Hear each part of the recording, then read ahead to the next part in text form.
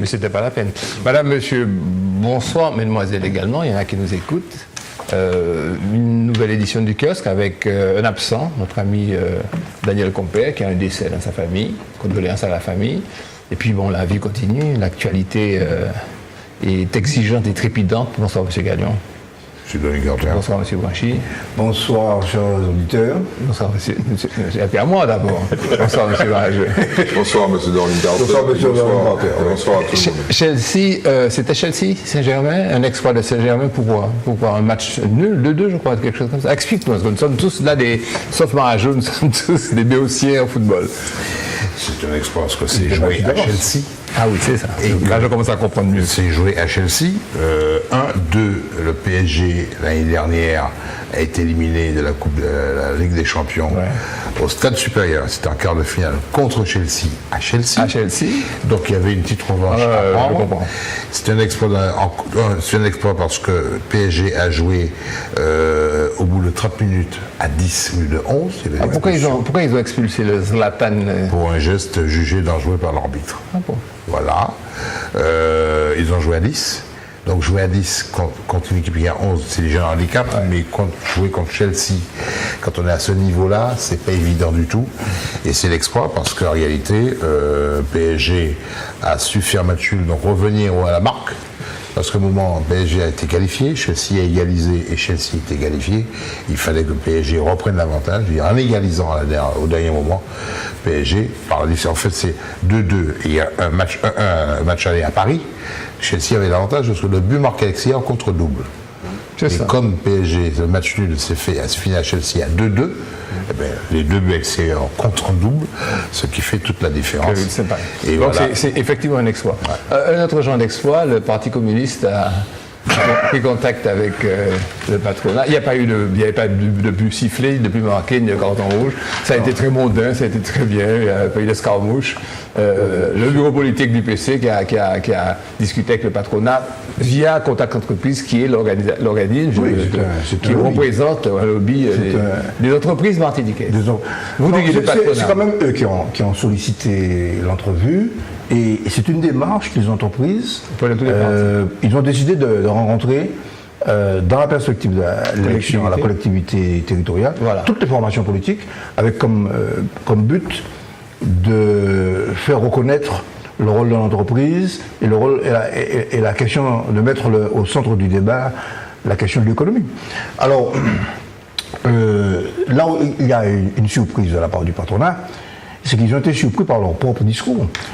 Ils ont découvert que le Parti communiste n'est pas contre l'entreprise. Et ce que j'ai expliqué à France Antilles, c'est que le Parti communiste ne confond pas l'entreprise et le patron. C'est bon. Et le patron, non, c'est bon pour la propagande, c'est bon, ça suffit. C'est bon, tu as eu ton quota de propagande. L'entreprise, ce sont les hommes et les femmes qui la constituent. Et puis il n'y a pas que l'entreprise privée aussi. Non, mais il y a très peu de couillons qui ignorent que c'est votre positionnement depuis quelque temps. Bah oui, il me fait déjà des idées.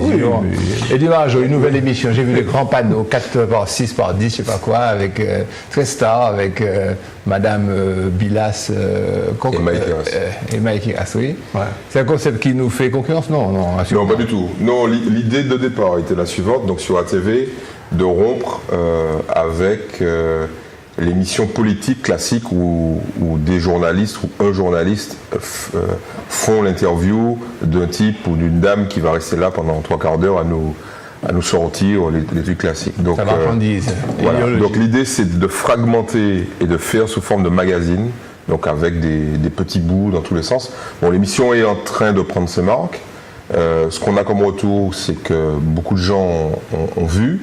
Bon, il y a beaucoup de critiques, il y a beaucoup de louanges, mais l'idée c'est de trouver l'élément qui va permettre de faire prendre la mayonnaise. Mais en fait, le candidat qui vient, ce sont pour la plupart des hommes politiques qui souhaitent batailler pour la CTM. Et ce qui est intéressant, c'est qu'on les met malgré tout un peu en danger, puisqu'on leur demande d'aller les voir dans leur famille et dans leur intimité. Alors il y en a qui acceptent, il y en a qui refusent. Et puis surtout, Mike Iras a la redoutable tâche d'évoquer des affaires mais au sens... Les dossiers, au sens judiciaire. C'est bon, pour la promo, c'est bon. Voilà. Ce que j'espère, c'est que... Les affaires auxquelles elle serait confrontée, cette personne. Voilà, ce que j'espère, c'est que lorsque votre émission... J'espère que lorsque votre émission aura atteint son rythme de croisière, KTV ne va pas déposer son bilan une fois de plus. C'est ce que je vous espère. Oui. Non, mais c'est un petit mot caché comme ça. Frédéric Fanon... C'est vraiment pas confortable. Non, comme ça. On ne peut pas leur souhaiter ça. Je ne leur souhaite pas ça. Vous ne pouvez pas nous souhaiter ça. De toutes les façons, mais les gens, ils sont tellement forts qu'ils vont encore s'en sortir, redéposer, puis déposer. C'est une de stratégie acceptée par tous. Oui, c'est vrai, j'arrête. Félix Fanon a vaincu Manin définitivement. Pas d'Italie non plus, enfin, ne pas qu'à dire rien, on parle de Chelsea. Félix Fanon a vaincu Mme Manin définitivement. Par un arrêt du 3 novembre 2014, la Cour des comptes de Paris a annulé le jugement de gestion de fait de la Chambre régionale des comptes de Martinique. Et puis j'arrête la lecture. Qui c'est qui veut faire la synthèse? Qui c'est qui a ça en tête? Sinon je m'y colle. Vas-y. Non, c'est une affaire qui démarre par une lettre anonyme en 2008, un corbeau politique bien connu, qui atterrit sur le bureau d'un procureur bien connu, et ça démarre comme ça. Qui transmet quand même la lettre au ministre. Au ministre, bien. À l'époque, c'était Rachida Dati. Alors, ce qui est intéressant dans cette affaire, c'est que tout au long de ces différents procès en première, en deuxième instance, il n'y a pas eu de révélation percutante. Dès le départ, on savait que ce qui était reproché, c'était des avantages qui étaient donnés à la fonction et non pas à l'individu, et que ces avantages existaient avant Mme Fanon. Pour nos téléspectateurs, quand même rappeler, parce qu'on évoque une affaire... Chef de service du Conseil général. Elle était directrice générale du service, voilà. Et ce qui lui était reproché, c'est d'avoir utilisé les services d'une femme de ménage, voilà. On va appeler ça comme ça, alors que théoriquement, d'après les adversaires de Mme Fanon, elle n'y avait pas droit, voilà. Et c'était grosso modo, elle abusait de sa position. Alors qu'il y avait une décision de la collectivité qui allouait à son prédécesseur, non pas une, mais deux. Cinq personnes. Pardon, monsieur. 5 personnes. L'homme des dossiers. Mais bon, allons, avant de te repasser la parole, allons éclaircir pour que les gens comprennent. Grosso modo, la nouvelle majorité qui arrive au pouvoir au Conseil général souhaite se débarrasser de Frédéric Fanon, qui était la directrice générale de service et qui avait été directrice de cabinet de Claude Lise. Claude Lise ayant été battu, la nouvelle majorité souhaite se débarrasser de la directrice générale des services et le fait de manière totalement inélégante. Il y a peut-être un petit élément de détail qui manque dans l'histoire. La majorité conduite par Josette Manin, où il cherche et licencie Frédéric Fanon, mais le volet judiciaire de l'affaire a démarré avant. Oui. C'est-à-dire que c'est sous la présidence de Claude Lise que Frédéric Fanon a été mis en cause juridiquement, judiciairement. À la suite de la lettre anonyme. Par cette lettre anonyme, et qu'en fait, qu'est-ce qu'on lui reprochait? D'être gestionnaire. Le fait, donc, d'avoir utilisé une femme de ménage, d'avoir sorti un fonctionnaire, un agent de la collectivité départementale, d'une activité de son service, pour être au service de son logement de fonction, ce qui n'était pas prévu dans le contrat de travail de cet agent. En fait, il y a le côté politique et le côté pittoresque, mais il y a le côté juridique. Est-ce que oui ou non, le fait d'avoir cette dame qui faisait un service de femme de ménage, de cuisinière, parce qu'en fait, c'était une confusion de fonctions et de tâches que le parquet avait regardé et que la Chambre régionale des comptes avait retenu. N'oublions pas ça, que la Chambre régionale des comptes avait retenu. Donc, gestionnaire de fait, c'est-à-dire que Mme Fanon s'était octroyé quelqu'un qu'elle avait extrait de service. Mais il faut... Non, mais d'accord, mais c'est pour qu'on soit en piété. Voilà. Et ce que je veux dire, c'est que, en fait, toutes les juridictions de France et de Navarre ont été saisies. Chambre régionale des comptes, la Chambre régionale des comptes a statué. Elle est montée. Conseil d'État. Elle est montée à la Cour des comptes d'abord. La Cour des comptes a renvoyé. Et elle a saisi le Conseil d'État, qui est la juridiction suprême administrative, qui lui a balayé, et la Cour des comptes a suivi le Conseil d'État en disant la Chambre régionale des comptes. Et n'oubliez pas que le tribunal administratif également avait jugé que son licenciement Là, c'était sur la partie licenciement. Absolument. Voilà. Que son licenciement était inopérant. Oui, il y avait une instance administrative, une instance pénale et une instance financière, enfin, Cour des comptes. Cour des comptes. Mais je voudrais ajouter un mot quand même. La nouvelle majorité a décidé de se porter partie civile. C'est les mêmes élus donc, qui avaient voté les avantages en question à Mme Fanon. C'est-à-dire une partie de ces personnes se sont déjugées. Et le deuxième aspect, c'est que... Attends, pendant que tu parles des élus, n'oublie pas qu'ils ont été consultés aussi pour savoir si, pour confirmer effectivement que le comportement constituait effectivement une gestion de fait, parce que la procédure exigeait que, effectivement, à une voix près... leur position. Et puis, l'élément qui veut dire qu'il y a acharnement, c'est que quand les arguments juridiques et de fait ont été balayés, c'est qu'à chaque fois, c'est la présidente du Conseil général qui a fait appel. C'est-à-dire qu'il y a eu véritablement une volonté d'aller jusqu'au bout. Donc c'est en ce sens que cette affaire, effectivement, elle est politiquement, comme l'a dit Eddy, il y a eu quand même un esprit de vengeance politique. C'est désastreux sur le plan politique. Bien évidemment. Alors c'est désastreux également sur le plan humain, parce que bon. C'est la vie d'une femme. Et ça aurait été l'objectif qui était parfaitement légitime, qui était de dire on change de majorité, on change de directeur général, aurait pu être atteint d'une autre manière. Mais attends, sur ça il dit, parce qu'il faut préciser que ces fonctions-là sont amovibles. Elles tombent. Ce sont des emplois fonctionnels. Voilà. Et quand il y a un changement de majorité, théoriquement, absolument. Dans la pratique, on va dire qu'il y a une espèce de... Mais elle ne pouvait pas se pourvoir contre une décision simple et propre et nette de rupture du contrat, de cessation de contrat. Le président ou la présidente, là en l'occurrence, pouvait très bien dire à Mme Fanon, Madame, je vous remets à la disposition. Alors, Frédérique Fanon n'était plus fonctionnaire, il faut faire attention, elle n'était pas fonctionnaire, puisqu'elle avait perdu, entre guillemets, son statut de fonctionnaire, parce qu'elle dépendait de la ville de Fort-de-France en tant que fonctionnaire, et au bout de sa disponibilité, elle n'était pas revenue à son poste, donc elle était contractuelle, elle était privée. Mais elle pouvait lui dire, Madame, je vous demande... Et puis on continuerait sa vie. Elle le savait en embrassant cette carrière auprès de... Non, mais derrière tout ça... en fait, que tout ça serve de leçon aux politiques. Oui. Parce que là, il va avoir des changements là. Il va avoir des changements. Forcément. Il y a 2 directeurs généraux des services, il n'y en aura plus qu'un. Bon. Ok. Donc, est-ce que c'est l'un des deux ou est-ce que c'est un nouveau? Bonne transition pour le prochain sujet. Les présidents des 4 institutions se sont réunis officiellement pour co-signer une déclaration. Est-ce que je peux leur donner quand même un petit conseil? Enfin, au nom de tous mes camarades, faites ça avec classe. Oui, tout à fait. Alors, je dis quand même sa conclusion. Le spoil système américain. Je dis sa conclusion. Puisse ces victoires servir la véritable cause des femmes, des humiliés sans voix et des serviteurs territoriaux victimes d'exactions politicienne peu honorable. C'est Mme Fanon qui s'exprime, je vais donner la parole un petit bout. Les présidents des 4 institutions, des 4 collectivités territoriales de Guyane et de Martinique, savoir le Conseil général, les conseils généraux et les conseils régionaux, se sont réunis officiellement pour co-signer une déclaration qu'ils disent consensuelle. C'est marrant, c'est une déclaration consensuelle. On l'invente tous les jours. Alors, c'est pour engager un processus de négociation avec l'État dans le cadre de la réforme institutionnelle qui prendra forme lors du premier tour des élections le 6 décembre. Et pour ne pas lire, parce que c'est tout désagréable, en fait, ils craignent de ne pas avoir des revenus suffisants pour relancer la machine, les nouvelles machines qui seront les 2 collectivités territoriales de Guyane et de... À la limite, on se dira, vous auriez dû le prévoir avant. Enfin, mais non, on fait que voulez-vous. On prouve le mouvement en marchant, n'est-ce pas? Qui veut...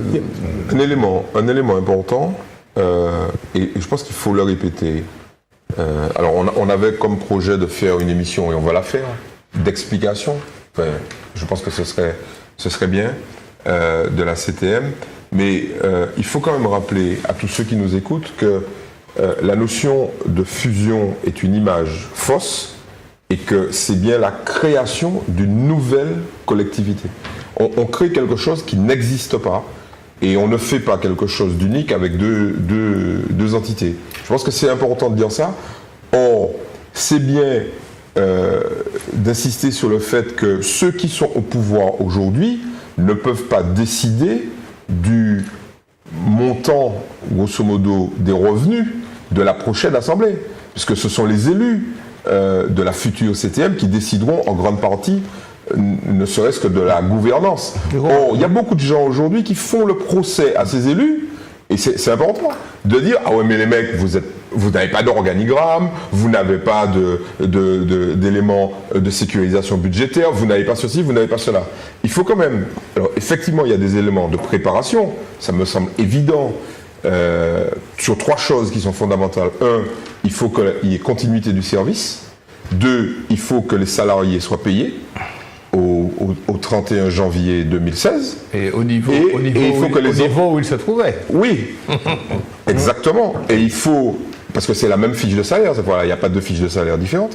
Et puis, il y a un 3e niveau qui est fondamental, c'est que les entreprises, soit les entreprises ou les associations, soient payées pour ce qu'elles ont fait comme prestation. Alors un petit point. Ces 3 trucs-là sont fondamentaux. Il réclame donc une dotation d'amorçage, et puis après tu vas prendre la parole, pour compenser les transferts de compétences dus à la décentralisation, et pour compenser l'enclavement géographique et géologique, donc il y a un peu de la Guyane dans ça, et également aussi pour la Guyane, prendre en compte l'augmentation démographique de la Guyane, qui est exponentielle. Gabriel Galion. Bon.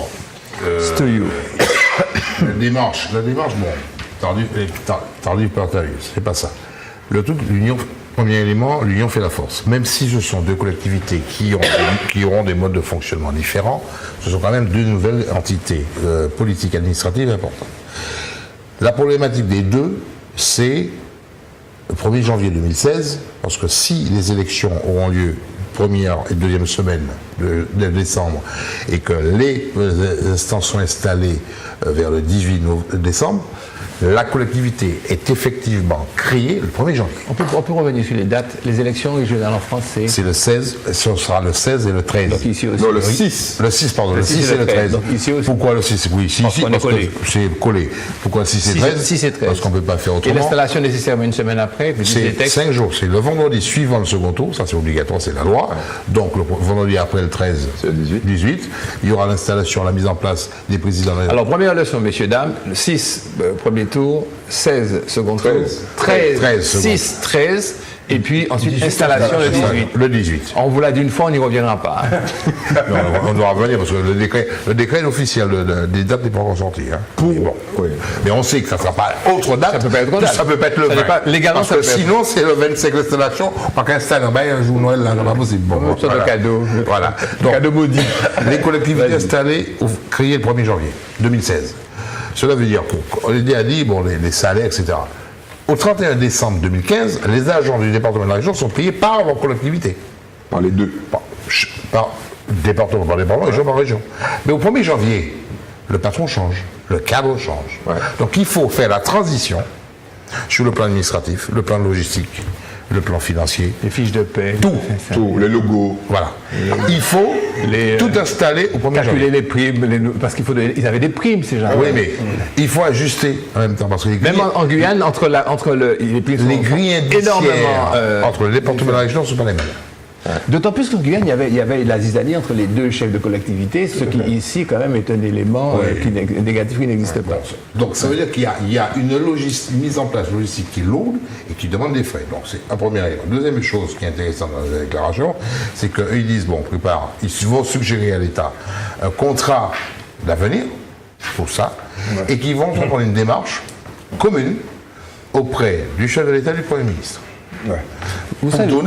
Ça va donner une sonalité à la mise en place de la collectivité, mais cela aussi va mettre l'accent sur le fait que les dotations 2015 de ces collectivités, les dotations de fonctionnement, les dotations d'équipement, qui sont déjà en réduction par rapport à ce qu'elles étaient il y a 3 ans et qui continueront dès décembre. Oui, parce que ces collectivités vont arriver. Ce qui vaut pour toute la France. Les collectivités vont arriver avec les budgets votés par le département et la région. Restons sur la note. Donc, il y aura, 1er janvier, le président du conseil exécutif qui aura à gérer un budget déjà voté par les autres. Bon, c'est à lui qui va l'activer. Il y aura un débat budgétaire parce qu'il faudra à ce moment-là voir ce qu'on appelle les rectifications ou les décisions modificatives pour pouvoir ajuster. sachant que le compte administratif du département de la région sera voté par la collectivité. Donc il ne faudra pas, sur le plan administratif, financier, budget, il ne faudra pas se louper. Pardon. C'est clair. Oui, non, Michel, est-ce que en fait, il renvoie la responsabilité de la situation actuelle à la commission tripartite, État, région, département, qui n'aurait pas fonctionné. Surtout la Guyane. C'est surtout la Guyane qui a ces dossiers. Veux-tu, sur ça, me donner ton... Alors, effectivement, j'ai tendance à revenir un petit peu en arrière. Quand même, ça aurait dû être posé bien avant. Notamment, je pense à la dotation d'amorçage qui avait été évoquée déjà lors du Congrès. Hein. Bon, et on a le sentiment, sauf information contraire, qu'il n'y a pas eu une pression suffisante sur l'État. Et puis, il y a quand même, je le dis quand même, sécurisation au niveau des ressources financières actuelles des 4 collectivités. Donc ça veut dire quoi? C'est arrêter la baisse de dotation budgétaire. Remise à niveau des dotations permettant de compenser les charges de compétences transférées. Oui, c'est une vieille revendication. C'est ce que La restitution des conditions d'une véritable autonomie fiscale. Je pense surtout à la CFE, à l'ancienne taxe professionnelle. Oui, bon, qui allait dans les caisses. Qui allait dans les caisses. Bon. Qui est un sujet transversal à toutes les collectivités. Bon. Et puis... Ça ne va pas changer, ça. Bon. Et puis, la nécessité, alors, là, j'avoue que je m'interroge, de cofinancer, c'est un jargon assez sibyllin, de cofinancer les charges extralégales induites par notre enclavement et nos particularités géographiques et géologiques. C'est la Guyane. C'est pas seulement la Guyane. Non. Mais essentiellement la Guyane. On a englavé, non? On a englavé, on a trouvé d'eau. C'est une forme d'englavement. L'enclavement géographique, c'est le fait que les relations de la Martinique sont beaucoup plus faciles avec l'Europe qu'avec son environnement géographique. C'est ça l'enclavement. D'ailleurs, c'est le terme qu'utilisent les hommes politiques réunionnais, n'utilisent pas continuité territoriale, parce que c'est un contenu assimilationniste.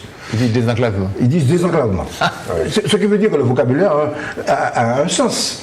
Ouais. Il a d'abord un sens politique. Il a un sens. Mais alors, ce que je veux surtout dire sur le plan politique, c'est que, et puis, le contrat de progrès et d'avenir de cette collectivité, c'est-à-dire que ça veut dire que c'est une collectivité qui devra prendre en charge, parce que c'est ça le fond du problème, un pays en crise. Bon. Et tu dis qu'avec 900 millions par an, c'est pas le levier dont vous parliez, là, le gros levier qui va sauver le monde. Le contrat de progrès et d'avenir, c'était dans le programme de la proposition numéro 38 de M. Hollande, qui n'a jamais été mise en œuvre en première. Alors, pourquoi ils le font maintenant? Pourquoi ils le font seulement maintenant? Ils le font maintenant pour mettre la pression sur le gouvernement. Voilà. Parce que les décisions budgétaires, parce qu'il s'agit bien de ça, pour que tous les gens nous comprennent, c'est donnez-nous plus d'argent, parce qu'on va faire quelque chose de peu spécial là. On va démarrer un nouveau produit. On ne sait pas vraiment comment ça va marcher, mais donnez-nous plus d'argent, histoire qu'on soit un peu plus à l'aise. Mais ça, ces décisions-là vont être prises dans la loi de finances qui va venir. Là. Voilà. C'est pour ça qu'ils ne l'ont pas fait il y a 2 ans, parce que vous imaginez bien que s'ils l'avaient fait il y a 2 ans... Ce serait dans le vide. Ce serait non seulement dans le vide, mais les décisions n'auraient pas été prises. Tandis que là, comme ça va être voté pour l'année... Il faut le dire maintenant. Il faut le faire maintenant. Laissez-moi donner les chiffres. 900 millions pour la Martinique, prévisionnel, 500 millions pour la Guyane. Pour la Martinique, toujours 4000 agents sont concernés par la réforme et ils sont plus de 2000 en Guyane. Ça fait quand même beaucoup. On passe à autre chose. Oui, parce qu'il y aura 4 réunions encore, donc on va en reparler. On va pas faire une tartine avec ça, on va voir. Le jury a retenu toutes les charges. On ne parle jamais de notre matrice africaine. Toutes les charges retenues contre Simone Gbagbo, pas la tienne, excuse-moi, enfin, à nous deux, enfin, à moi, tout seul. C'est moi celle qui est d'origine africaine ici. C'est des là, c'est des Simone Gbagbo. Alors, tout comme son époux, c'est le sujet. Tout comme son époux, accusé de crimes contre l'humanité par la Cour pénale internationale, mais alors que son époux est sous la griffe de la haie, il comparaîtra en juillet. Elle a pour l'instant été condamnée à 20 ans parce que l'Abidjan a refusé le transfèrement de cette dame au motif que la justice ivoirienne est maintenant en mesure de la juger équitablement 20 ans de prison. Qui veut s'y coller? Enfin, moi, j'aime bien la boutade sur la matrice africaine. Il faut quand même rappeler qu'il y a beaucoup de matrices, en l'occurrence. Ah oui, l'une de les matrices. Il faut quand même le rappeler pour que nous ne pratiquions pas l'exclusion. C'est pas du tout. Non, pas du tout. C'est pas du tout la philosophie de cette émission. La matrice indienne, la matrice la matrice blanche, caucasienne, pardon, caucasienne, etc., amérindienne. Non, pour réagir en disant la chose suivante. Chaque fois qu'on fait une analyse dans ces anciennes colonies, le rôle et ça va plaire probablement à mon ami Michel, l'ombre de la France-Afrique. L'ombre de la colonie Focard, de la colonie plane sur les décisions. Il faut quand même rappeler que c'est bien la France, à travers ses jeux d'influence, ses promesses et ses batailles, on va dire, stratégiques, à la fois contre elle-même, contre ses concurrents américains, chinois et mondiaux, on va dire ça comme ça, qui ont créé cette situation en Côte d'Ivoire. Et rappeler que ça a fait des dizaines de milliers de morts, presque des centaines de milliers de morts, et que là, en fait, bouc émissaire, Madame Gbagbo, bouc émissaire. Rappelez que monsieur... Attendez, non, bouc émissaire pour une raison simple, c'est que c'est pas la seule coupable. Ah mais oui. Quand je dis bouc émissaire, d'ailleurs, on en a j'ai 70 autres. Oui, non, mais la plus spectaculaire. Non, c'est pas ce que je veux dire. C'est pas ce que je veux dire. Au même rang que Madame Gbagbo, il y a monsieur Ouattara, qui est président de la Côte d'Ivoire et qui, lui, avec ses partisans, ont tué encore plus de gens. Donc l'idée, c'est toujours la même chose. C'est-à-dire que, quand je dis bouc émissaire, c'est... il y a des places qui sont vides, là. C'était un haut fonctionnaire de la communauté internationale. On ne peut pas le toucher. Et il était chargé de remettre l'ordre néolibéral. Tu parles de celui qui est président actuellement. Monsieur Ouattara. Il est chargé de remettre l'ordre néolibéral occidental en Côte d'Ivoire. C'est un peu un raccourci. Moi, j'emploie pas les mêmes mots, mais c'est un peu ça. C'est-à-dire que pourquoi la Côte d'Ivoire est importante? La Côte d'Ivoire, c'est le premier producteur mondial de cacao. Tout à fait. Et quand on est premier producteur mondial de cacao, on pèse sur les marchés des produits. Et derrière les marchés des produits dérivés, en clair, pour que tout le monde comprenne, le cacao est coté en bourse à Londres. Et ça représente non pas la valeur de la production, mais c'est une bulle financière extraordinaire. On est très loin de la valeur du produit. On est dans un délire. Oui, et quand ce pays... Ce qui est qu'il y a des ventes et des reventes et des reventes. Ça monte, la spéculation. Voilà, la spéculation. Ça sert de prétexte à... Exactement. Et à des culbutes financières. Et quand ce pays se met à faire, entre guillemets, l'imbécile, il y a des types qui vont perdre des dizaines de milliards de dollars. Donc ils disent, attendez... Est-ce qu'il n'y a pas quelqu'un qui peut remettre de l'ordre? Et la France choisit, au bout d'un moment, choisit celui qui va remettre de l'ordre. Donc la presse occidentale, pour reprendre ta formulation, nous révèle qu'elle était accusée de constitution de bandes armées, il y en avait plusieurs, d'atteinte à la sécurité de l'État, de participation à un mouvement insurrectionnel et de troubles à l'ordre public. Et puis elle a eu en plus 10 ans de privation de ses droits civiques parce que si elle se représente là, elle peut être élue comme rien. Elle est considérée comme une présidente à poigne et souvent accusée d'être liée aux escadrons de la mort que vous me dites être également, sous une autre forme, être l'apanage de M. Hassan Ouattara. Ouattara, c'était dans l'ouest, et le nord. Et le nord, et Gbagbo, c'était dans le sud. Mais pour que les gens, peut-être un tout petit ajout, pour que les gens comprennent bien, entre les pays où on met de l'ordre et les pays où on ne met pas d'ordre, les gens peuvent se poser la question, mais pourquoi en Somalie, on ne met pas d'ordre? Tout simplement parce qu'il n'y a rien. En Côte d'Ivoire, on met de l'ordre parce que il y a des matières premières, il y a de la richesse. Pourquoi on avait mis de l'ordre? Parce qu'il y avait du pétrole. Ils sont intervenus parce qu'il y avait du pétrole. En Syrie, on ne met pas d'ordre parce qu'il n'y a rien. Il n'y a pas de pétrole. En Syrie, quand même, il y avait un projet d'oléoduc concernant le gaz et qui devait arriver, qui va arriver en Russie. Au Yémen, il n'y a rien, donc on ne met pas d'ordre. En Afghanistan, il n'y a rien, on ne met pas d'ordre. On peut revenir quand même au sujet de Mme Gbagbo. Pas longtemps. Guy-André Kiffier, ça vous dit quelque chose? Disparition de journalistes français. Oui, qui avait enquêté sérieusement. Il y a parlé du cacao. Oui, qui avait enquêté sur... Mme Gbagbo était condamnée, elle est chef d'accusation de bande armée. Guy-André Kiffier enquêtait en Côte d'Ivoire sur la filière cacao. Cacao, exactement. Il a disparu. Voilà. Il a laissé une veuve et une orpheline. Qui se battent jusqu'à maintenant pour essayer de trouver... Et c'est sous Gbagbo qu'il a disparu, dans un parking. Il a disparu sous Gbagbo et tout le monde, en fonction des éléments reconnus par l'enquête, les troupes, les ouailles de Mme Gbagbo, c'est pas ceux de M. Ouattara qui ont fait disparaître Guy-André Kiffier. Oui, c'est pas une chose. Ça me suffit. Oui, mais M. Ouattara, il a fait disparaître... Non, mais la disparition de Kiffier par Mme Gbagbo, ça me suffit. Parce que c'était un collègue, mais c'est parce que c'était un humain. C'était un collègue, c'était un confrère, en plus je le connaissais. Et je connais très bien sa femme.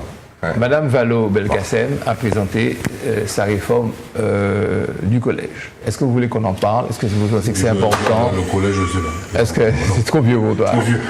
Est-ce que vous pensez alors j'explique si vous voulez que le collège c'est devenu un collège unique à partir de 1975, je pense. Avant, on avait plusieurs filières, donc on a dit qu'on fait un collège unique. Ça ressemble étonnamment à la départementalisation. On fait départementalisation et puis après on se rend compte que la solution uniforme, c'est un peu tiré par les cheveux.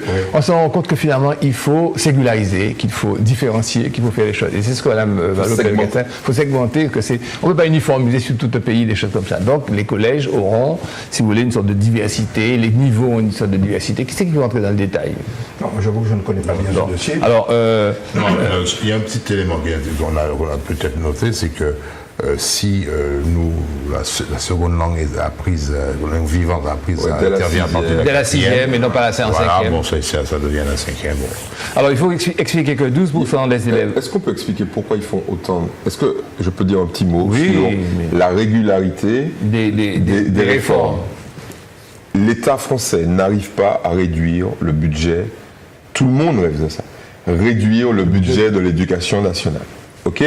Le lobby militaire dit, attendez les mecs, vous faites des économies, ok? Vous réduisez le budget militaire et l'éducation nationale. Les socialistes disent, attendez, nous appartenons à une école, sans jeu de mots, qui met en avant l'éducation du peuple. Okay, les militaires ne font pas l'éducation du peuple, c'est pas leur objectif premier. Donc ne venez pas nous emmerder, entre guillemets, sur l'école. Mais en fait, c'est pas vrai. Tout le monde cherche à faire des économies. Or, on sait pertinemment que cette organisation du collège mène à la catastrophe en termes de réussite scolaire et provoque, en particulier à partir de la 6e, le redoublement. Or, le redoublement, le dernier chiffre que j'ai lu, coûte chaque année à la France 4 milliards d'euros. On a décidé de ne plus le faire redoubler. Alors, 12% d'élèves sont en grande difficulté en général au collège et 25% en 3e. Voilà. Ça fait beaucoup, ça fait une... Si on prend ces chiffres-là et qu'on les ramène 40 ans derrière, on va retrouver la même chose. Ça n'a pas bougé. On va retrouver la même chose. Alors, la même situation, mais peut-être un peu moins grave. Donc, inégalité sociale, plafond de verre, difficulté d'orientation, problème des banlieues, enfin, vous avez tout. Alors, là, en gros, on a un peu dépioté, défloré le sujet. Il s'agira effectivement d'avoir l'enseignement d'une langue plus tôt. Il y aura de nouveaux programmes bientôt qui vont être annoncés. Donc le train de réforme ne fait que commencer, on va voir. Mais ça fait longtemps qu'on n'avait pas touché au collège, rappelez-vous. Absolument. Le collège avait été un peu... On a touché au primaire, on a touché à la maternelle, on a touché au lycée, mais pas et puis le collège avait été... Il y a eu quelques velléités sous Sarkozy. Mais c'était des barres. Et la gauche, d'ailleurs, à l'époque, avait dit qu'il faut maintenir le collège unique. La deuxième langue vivante dès la 5e, alors qu'elle était obligatoire qu'à partir de la 4e, il y avait pourtant des élèves bilingues qui commençaient en 6e. En 6e, mais c'était des expérimentations qui étaient faites. Alors la question est de savoir si on a un emploi du temps plus chargé, si on pourra avoir le nombre de profs qu'on a estimé à 4000, apprendre sur les 60 000 annoncés par M. Hollande, il peut que ça sera fait. Et puis il y a aussi un accompagnement personnalisé et puis des enseignements transdisciplinaires, des enseignements interdisciplinaires où plusieurs profs se mettront sur le papier, c'est toujours intéressant. C'est magnifique. Oui, parce que transdisciplinaire, plusieurs profs. Alors avec 8 thèmes de travail annoncés. Alors la différence, c'est peut-être que là, d'abord c'est obligatoire. Ça sera pas laissé au choix. Et puis, on a donné des thèmes par exemple, de ces thèmes de travail correspondant aux enjeux du monde actuel. Je vous les cite: développement durable, sciences et société, corps, santé et sécurité, information, communication, monde économique, etc. Avec l'obligation pour les enseignants de respecter ces prescriptions. Donc, si vous voulez, les inspections se feront sur ces bases précises des circulaires du ministre. On va revenir là-dessus. On va voir. Je vous l'ai dit, 4000 profs à temps complet. En tout cas, il y en a d'autres qui veulent revenir à l'école. Ce sont les anciens parlementaires. J'ai souri quand j'ai vu ça. Ils se sont regroupés afin de poursuivre une démarche citoyenne. Alfred Almond, Philippe Edmond-Mariette, Jean Maran, Pierre Petit, Anicette Turini, Roger Lise, à l'initiative de Guy Lordineau, qui n'exerce plus de responsabilité ni politique ni locale. C'est précisé par ton collègue dont depuis la matrice de l'article pour parler de ça. Ils se sont regroupés afin de poursuivre une démarche citoyenne au service de l'action publique et à l'épanouissement de leurs concitoyens. Il s'agit de partager leur longue expérience. Pas Philippe, il y a une petite exception dans ce lot d'anciens parlementaires qui n'ont pas de mandat. Qui n'existe plus, c'est qu'Anicette Turini, conseiller municipal au groupe. Ah oui, conseiller municipal. Ouais. Il s'agit de partager leur longue expérience au profit d'une vision apaisée du développement du territoire, d'apporter leur contribution au débat public sur cette question avec comme seul parti pris celui d'une action publique adaptée pour un mieux vivre ensemble. Quelle formule qu'on aime bien? Mieux vivre ensemble quand il y a des combats de coq à tous les coins de rue. Oui, mais c'est un objectif noble. Non. Alors voilà, donc messieurs. C'est surtout une nouvelle tarte à la crème. C'est ton avis, toi, en deux mots. En deux mots, je crois que si c'est pour, de temps en temps, sur des grands sujets, qui intéressent notre collectivité, notre communauté. Ou notre immigration, ils disent. Ou les Martiniquais vivent ailleurs, ils disent pas immigration.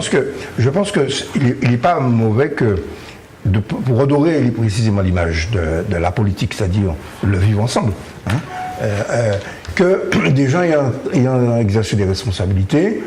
Et apparemment désintéressés. Ils n'ayant pas d'objectif électoral immédiat, puissent, sur des sujets, faire entendre leur voix. Gabriel? Je crois qu'ils sont désintéressés, parce que quand on regarde bien, ils ont eu un certain nombre de tailles, il y en a qui sont retirés, mais il est évident que dès lors qu'effectivement on a touché à la chose publique et qu'on a participé à l'élaboration de politiques publiques et autres, aujourd'hui, le fait qu'ils se réunissent et qu'il n'y a pas de notion politique, politicienne du terme, il y a une expérience électoraliste, il y a une expérience, une réflexion qui peut intervenir, pourquoi pas.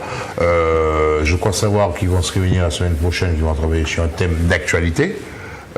Ça serait intéressant de voir comment quel regard ils portent dessus, quel élément de réflexion ils amènent au débat.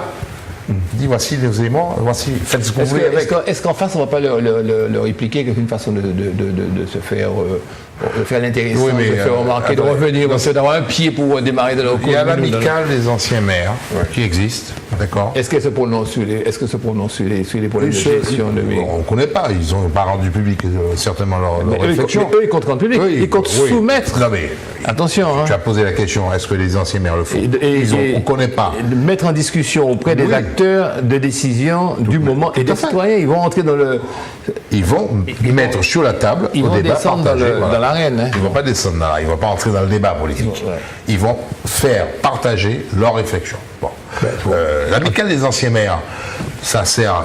La première manifestation de l'amicale des anciens maires, c'est que ça a permis, il y a 2 ans, à peu près 2-3 ans, à élever un certain nombre d'anciens maires à être maires honoraires. Le problème, c'est que.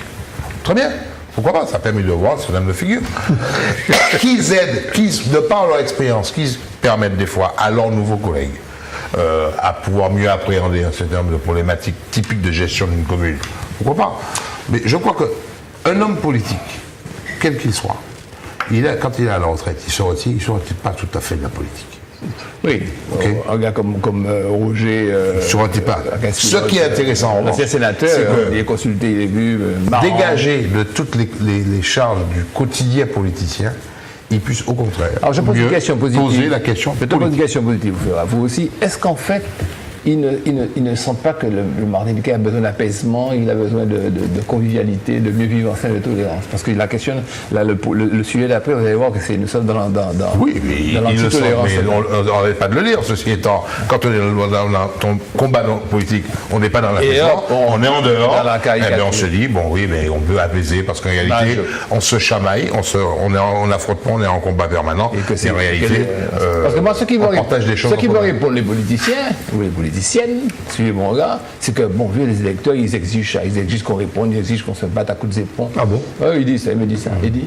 Bon, moi je crois qu'on n'a pas de conseils à donner à ces hommes politiques, ces honorables anciens politiques, anciens élus en fait, puisqu'ils font encore de la politique, il y en a qui sont engagés, mais est-ce qu'ils n'auraient pas, ils ne gagneraient pas en légitimité dans cette, je parle de ce regroupement bien évidemment, à étudier et proposer ce qu'ils n'ont pas fait pendant leur carrière. Parce que s'il y a bien un truc qu'on peut leur reprocher, ce sont des gens bien, je les connais, on discute, etc. Mais ce qu'on peut leur reprocher, et ce qu'on peut reprocher à la quasi-totalité des élus, je parle des parlementaires, qui ont, grosso modo,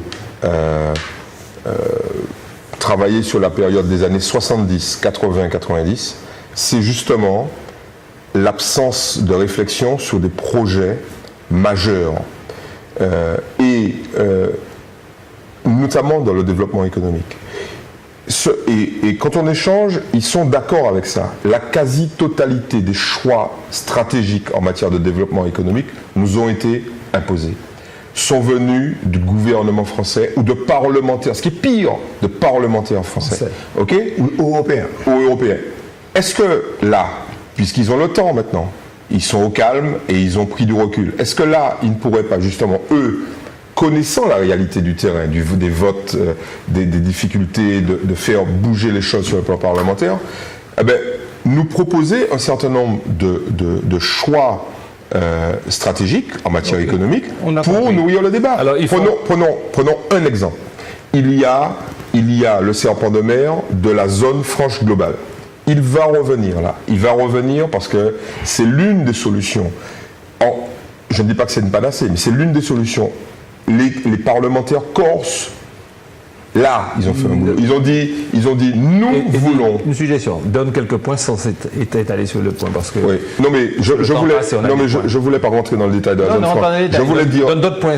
Zone franche. Bon, il y a la zone franche, il y a la citoyenneté économique, il y a la baisse des cotisations salariales, parce qu'on parle tout le temps de la baisse des cotisations patronales. Il y en a marre. Cotisation salariale. On sait que ça ne peut pas se faire en France. Le Conseil constitutionnel a dit non, vous devez faire ça si tous les salaires, si vous voulez le rendre possible. On peut le faire sous forme d'expérimentation ici, notamment, et ça va être accepté par l'Europe parce que on a un article qui prévoit ça. Bon. Gageons. Oui, non, c'est possible. En tout cas, ce que je veux dire, le cœur du message est le suivant. Messieurs, pour une fois, faites en sorte de contribuer à des choix de stratégie économique venant de chez nous. En clair, je leur demande de revenir en politique. En conclusion, de faire leur boulot. En conclusion, leur action, alors c'est la chute, fait appel à tous médias, messieurs, et outils de communication. Permettant d'externaliser. Le extrait utilise l'autre. Attends, mais non, fais pas ça. C'est pas professionnel. Ça, c'est pas professionnel. Fait appel à tous médias et outils de communication permettant d'externaliser cette pensée d'épanouissement. C'est là que cette phrase-là est importante parce que ça correspond. Tu voulais arriver là. Ça correspond. Non, c'est ça. Ça correspond à ce qui nous est demandé. Ça, c'est du Lordino, ça. Monsieur. Harmonie. Monsieur, la chute est qu'il vous demande. Il me demande d'être les vecteurs de leur pensée. C'est ce qu'on vient de faire. Et voilà ce que j'ai fait. Camille Chauvet, soldat de Serge Letchimy. Il me semble que c'était le titre de l'interview de France-Henri. Oui. C'est ça, je l'ai pris. Oui. Alors, plusieurs caricatures, et là-dessus, j'ai collé autre chose. Plusieurs caricatures ont été publiées ces dernières semaines sur les réseaux sociaux, et notamment celle de Serge Letchimy, représentée avec une tête de chien. puis celle de Corinne Mancé-Caster, également représentée avec une tête de chien sur la page Facebook du conseiller régional Camille Chauvet. Publication à laquelle le président du conseil régional, M. Serge Letchimi, a réagi en disant, je suis obligé de citer là, dans une situation difficile où nous devons tous privilégier le dialogue constructif pour sauver l'université, chacun doit se respecter et éviter de contribuer à aucune posture de stigmatisation ou de dénigrement des personnes ou des fonctions. Les meilleures solutions se construiront dans le respect mutuel et l'apaisement. Je demande à M. Camille Chauvet d'enlever ça de toutes ses publications et d'arrêter de travailler comme ça. Dominus vobiscum.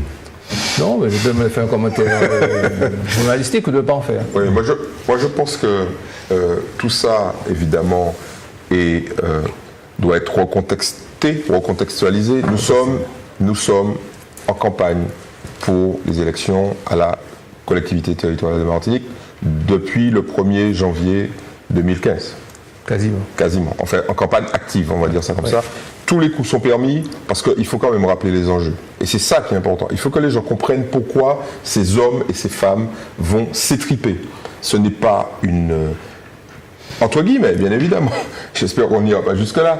Ce n'est pas une situation singulière à la Martinique. Ok ? Rappelez-vous les élections présidentielles de 2012. Bon.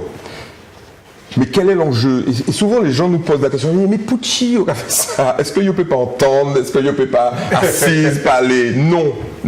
Pour quelle raison ?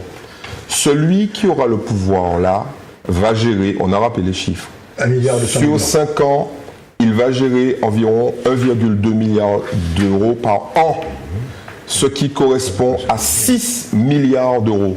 Quand vous avez dans les mains 6 milliards d'euros, vous changez un pays... 6 milliards de francs. Non, 6 milliards d'euros. 6 milliards d'euros. 6 milliards d'euros. Sur une législature, sur 5 ans. Sur 5 ans. Justement, c'est que comme tout va diminuer, ça ne sera pas 6 milliards. Non, mais ils sont à 900 millions maintenant. Bon, grosso modo, ce sera 1 milliard par an. 1 milliard par an. On dit 5 milliards. Un peu plus. Notamment à travers tous les satellites, parce qu'il n'y a pas que ça. Il y a tous les satellites. Et puis il y a les fonds européens. La personne qui va gérer ça va gérer aussi les fonds européens. Bon, globalement, ça va être une capacité financière colossale dans les mains d'une seule personne. Allons être précis quand même sur les chiffres, c'est intéressant. Donc 900 millions pour la collectivité. Les fonds européens, c'est combien ? C'est 800 millions sur la période 2014-2020. Donc sur les 5 ans. Alors pour 600 millions.